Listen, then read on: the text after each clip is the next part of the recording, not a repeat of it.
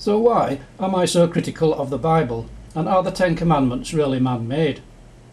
In answer to the first question, mainly because I have spent over 40 years of my life believing virtually everything the church of this or the church of that said about the Bible, when it turns out that at least 90% of what the churches say about anything is lies or half-truths. And yes, I really do mean every church in the universe. The individual pastors or preachers are no better. They are paid to say what they say, and therein lies the basic flaw. If they believe something else, they're not going to admit it, preach it or broadcast it, because their own unemployment would be the result. And are the Ten Commandments really man-made? To be perfectly honest, we will never know for sure, but like the scales which tip in one or other direction, for or against the existence of a God, the scales tip in the direction of human origin for the Ten Commandments.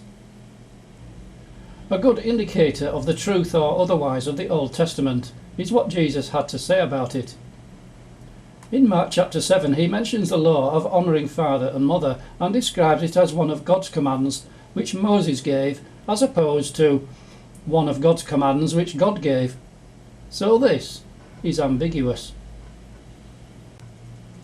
It is also debatable whether Jesus said this anyway, because this must be the worst of all the Ten Commandments when looked at realistically.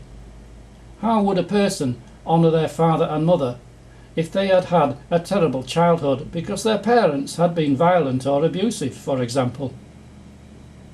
The Golden Rule would have been a far better principle, but where is that in the Ten Commandments? There is also this statement by Jesus that one of the purposes of his life and death was to fulfil the law. What did he mean when he said this?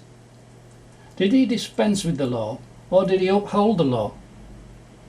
It appears from these verses that Jesus upheld and confirmed the law. But again, don't be so sure. He broke the Sabbath day law on many occasions and made sure that everyone knew about it. At that time Jesus went through the grain fields on the Sabbath. His disciples were hungry and began to pick some heads of grain and eat them. When the Pharisees saw this, they said to him, "Look, your disciples are doing what is unlawful on the Sabbath." He answered, "Haven't you read what David did when he and his companions were hungry? He entered the house of God, and he and his companions ate the consecrated bread, which was not lawful for them to do, but only for the priests. Or haven't you read in the law that the priests on Sabbath duty in the temple desecrate the Sabbath and yet are innocent? I tell you that something greater than the temple is here. If you had known what these words mean, 'I desire mercy, not sacrifice,' you would not have condemned the innocent. For the Son of Man is Lord of the Sabbath." So the Gospel writers appear to be undecided about whether Jesus abolished the law or whether he didn't. Don't forget that all New Testament writers were Jewish and therefore were bound by the Jewish law. It would have been a heresy to say or to write that Jesus had demolished the Hebrew law in just 4 years and replaced it with another. So perhaps Jesus really did produce a new law, but the writers were reluctant to admit it, as they would have been thrown out of the temple just as Jesus was. This would have been the same as losing your own family, as well as all the privileges that went with it. So with all these ambiguities and contradictions, one has to go back to the overall message of the New Testament, apply the principle of the scales and see which way they tip. My own view is that Jesus did abolish the law, and the writers of the Gospels were reluctant to record it. What convinces me is something which appears to have nothing to do with the law at all. How did Jesus die? By crucifixion.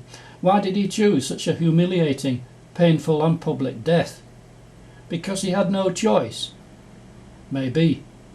But I think there was another reason. If you read these verses, you will see that according to Jewish law, anything to do with death, trees or any type of wooden structure was forbidden. Jesus must have known that, because it's quite clear that he had read the Hebrew law, yet he accepted his own death without any mention that Roman crucifixion was anathema under the Jewish law.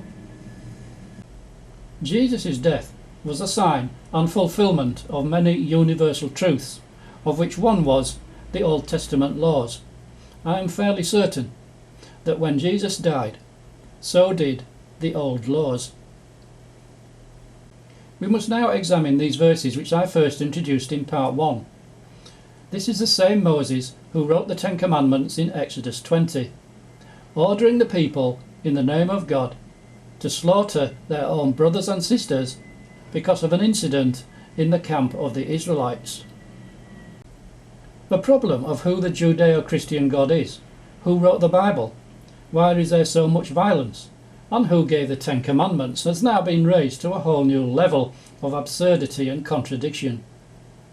And that level means that if you continue to believe that God inspired the writing of the Old Testament, or that the Bible is true in some sort of infallible way, then you are fair game for derision, mockery and insult. But if you believe that the Bible is very much man-made and full of contradictions, exaggerations and unnecessary violence, and we must be critical and sceptical when reading it, then we might be making some progress. But of course all of this does raise a question. Why bother reading the Bible at all when it's so full of inaccuracies, contradictions and violence? From the point of view of the average Christian who believes that Jesus has saved their life, soul and everything, that question is pointless. They will continue to read and believe the Bible whatever it says.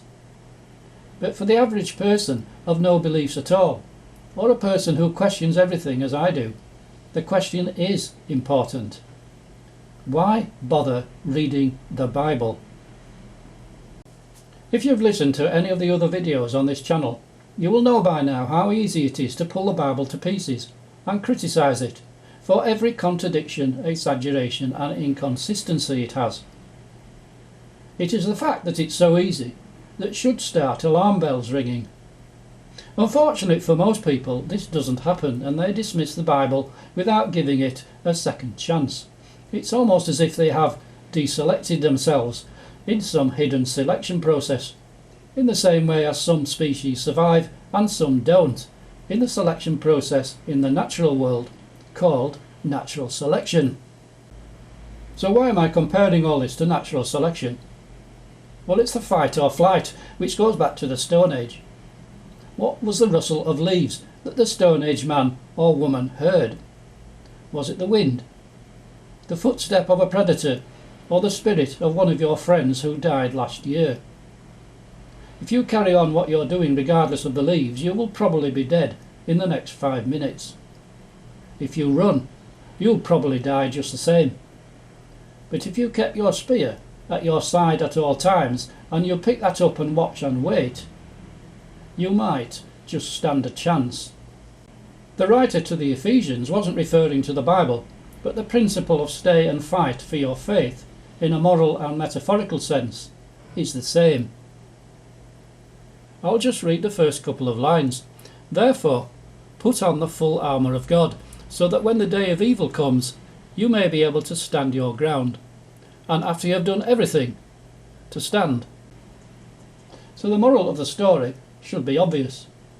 Those that dismiss the Bible as a collection of myths and legends not worthy of any attention are the hunter-gatherer who ignores the rustle of leaves. He becomes prey and dies. The person who examines the Bible and is prepared to give it a good chance is the hunter-gatherer who picks up his spear and waits well prepared. He too might die, but at least he died doing the right thing. This should now make sense. Then Jesus said to his disciples, whoever wants to be my disciple must deny themselves and take up their cross and follow me.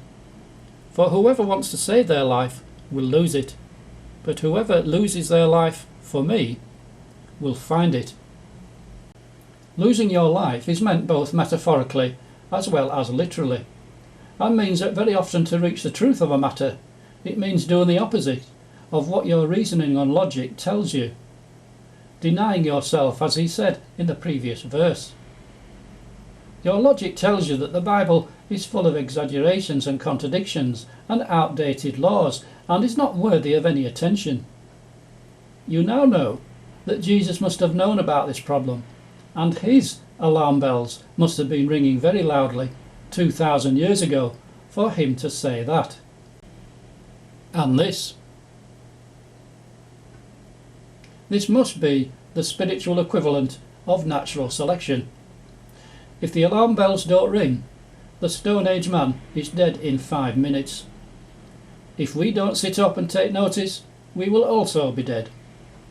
If not dead literally and physically, then spiritually dead.